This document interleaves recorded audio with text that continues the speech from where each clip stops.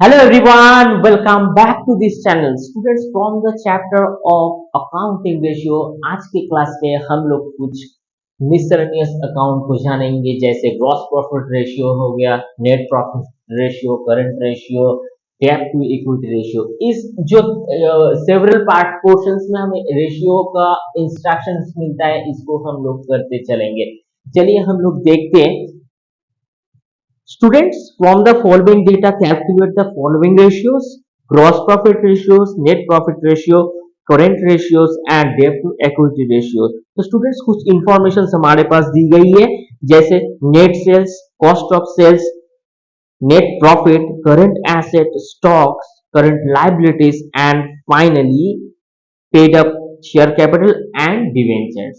Okay, चलिए students हम लोग इसको करते हैं। तो स्टूडेंट्स पहले ही हम लोग यहाँ पे इस मैथ्स को इस इंस्ट्रक्शंस को रिप्लिकेट करी। चलिए हम लोग इसको करने की कोशिश करते हैं। तो स्टूडेंट्स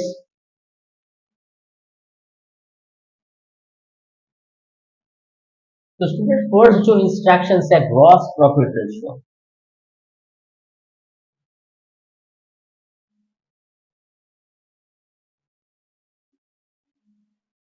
तो स्टूडेंट्स हम लोग ऑलरेडी हमें पता है कि gross profit ratio is gross profit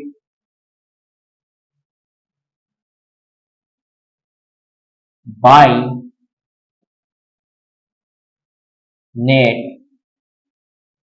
sales students into 100। तो students gross profit by net sales, लेकिन यहाँ पे हमारे पास इंफॉर्मेशन के हिसाब से ग्रॉस प्रॉफिट यहाँ पे नहीं दी गई है।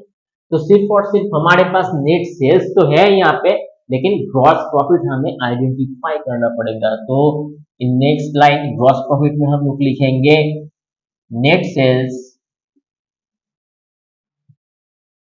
Minus cost of goods sold. Students यहाँ पे कॉस्ट ऑफ गुड्स सोल्ड यहाँ पे है हमारे पास, बिल्कुल बिल्कुल, और नेट सेल्स, और बाय हम लोग नेट सेल्स, इसको हम लोग राइट डाउन कर देंगे। चलिए इसको सॉल्यूशंस करते हैं। तो नेट सेल्स का जो अमाउंट है हमारे पास 30,000, कॉस्ट ऑफ गुड्स सोल्ड को माइनस कर देते हैं 20,000 बाय 30,000, तो इक्वल टू हमारा जो यहाँ पे आंसर होएगा वो 10,000 बाई 30,000 इसके सॉल्यूशंस के बाद आएगा। ठीक है, तो चलिए इसको हम लोग देख लेते हैं। तो स्टूडेंट्स यहाँ पे 10,000 डिवाइडेड बाई 30,000, सो 0.33 0.33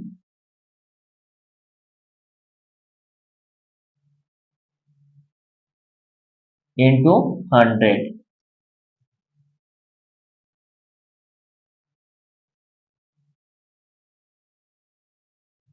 इंटू 100, यानी हमारे पास 33.33 ये आता है।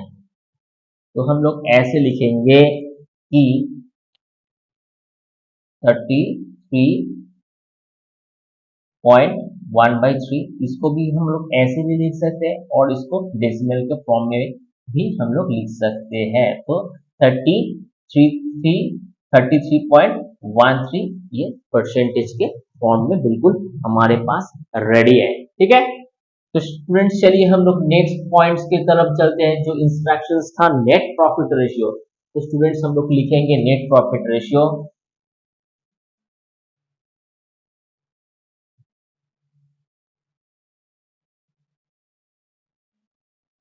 तो स्टूडेंट्स नेट प्रॉफिट रेशियो का जो फॉर्मूला है वो जो हमारे पास यहाँ पे अवेलेबल है इंफॉर्मेशन, वो है नेट प्रॉफिट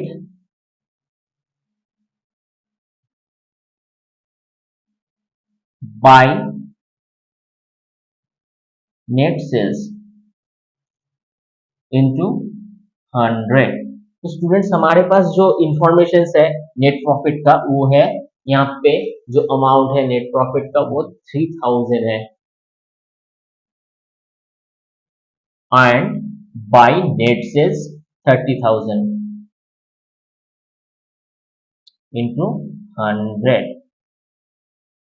तो स्टूडेंट्स चलिए इसको हम लोग फटाफट कर लेते हैं। इसका सॉल्यूशन 3000 बाई 30,000 इंटू 100। सो यहाँ पे हमारे पास जो आंसर आता है वो है इक्वल टू 10%। तो हमारे पास सेकेंड जो इंस्ट्रक्शंस है नेट प्रॉफिट रेशियो, इसको भी हम लोग कंप्लीट कर डाली। चलिए हम उसके बाद हम लोग जाते हैं करंट रेशियो में। तो स्टूडेंट्स नेक्स्ट है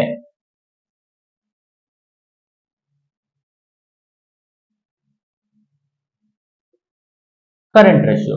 करंट रेशियो बहुत ही ज्यादा सिंपल है। करंट एसेट बाय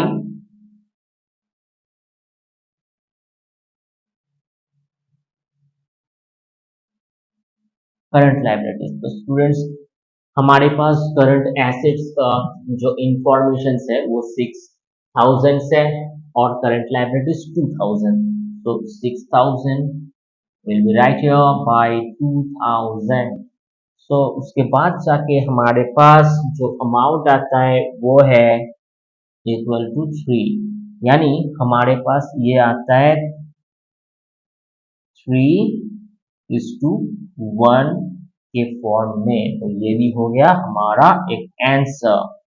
सो हमारे पास बिल्कुल यहाँ पे करंट रेशियो रेडी है। एंड फाइनली हम लोग क्या करेंगे, हम लोग डेट टू इक्विटी रेशियो करेंगे। तो students debt to equity ratio फटाक से हम लोग लिख लेते हैं यहाँ पे। So date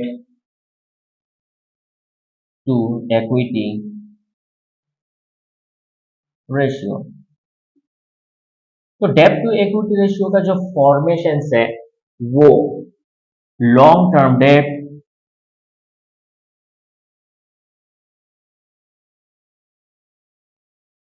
by shareholders fund. तो स्टूडेंट्स शेयर होल्डर फंड्स जो हमारे पास यहाँ पे long term debt and shareholder funds. तो स्टूडेंट्स हमें ये इसको हमें इसमें हमें एक्सप्लेन करना पड़ेगा कि लॉन्ग टर्म डेट इस इंफॉर्मेशन के अकॉर्डिंग हमारे पास कौन सा है। लॉन्ग टर्म डेट सिर्फ और सिर्फ हम डिवेंचर्स को ही बोल सकते हैं। So we can write debentures by shareholder funds. Shareholder funds में हमारे पास यहाँ पे पेड अप शेयर कैपिटल आता है। So we can write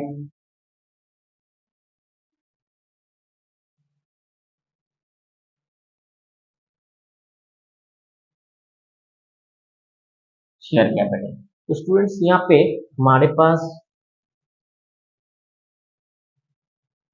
debentures का जो वैल्यूएशन है वो 2500 by paid up share capital 5000।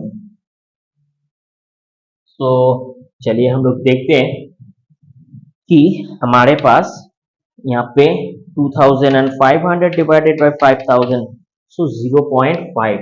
So we can write 0.5। तो आंसर के फॉर्म में स्टूडेंट्स हम लोग ऐसे लिख सकते हैं कि therefore 0.5 is to 1। तो ये भी हमारा आंसर बन जाता है। ठीक है, तो स्टूडेंट्स हम लोग लगातार 4 जो हमारे पास रेशियोज है, जैसे कि हम लोग ग्रॉस प्रॉफिट रेशियो, ये बिल्कुल हमारे पास एकदम ग्रिप में है, ये कोई प्रॉब्लम नहीं है। उसके बाद net profit ratio, then current ratio and finally हमारे पास डेट टू इक्विटी रेशियो है। तो स्टूडेंट्स जो एग्जाम में पूछे जाने वाले जो तरीके होते हैं, तो बिल्कुल कुछ ऐसे भी हमारे पास क्वेश्चन हमें मिलता है। सो आप लोग इसको बहुत अच्छे से प्रैक्टिस कीजिए और रेशियो एनालिसिस और अकाउंटिंग रेशियो चैप्टर के ऊपर आपका सेल्स ऑटोमेटिक डेवलप हो जाएगा। ठीक है, तो आप इसका स्क्रीनशॉट ले लो। चलिए स्टूडेंट्स, वीडियो अगर अच्छा लगता है तो जरूर इसे एक लाइक कर देना, शेयर करना अपना फ्रेंड्स के साथ, सब्सक्राइब करना इस चैनल को। मिलते हैं किसी नेक्स्ट क्लास में, तब तक के लिए थैंक यू।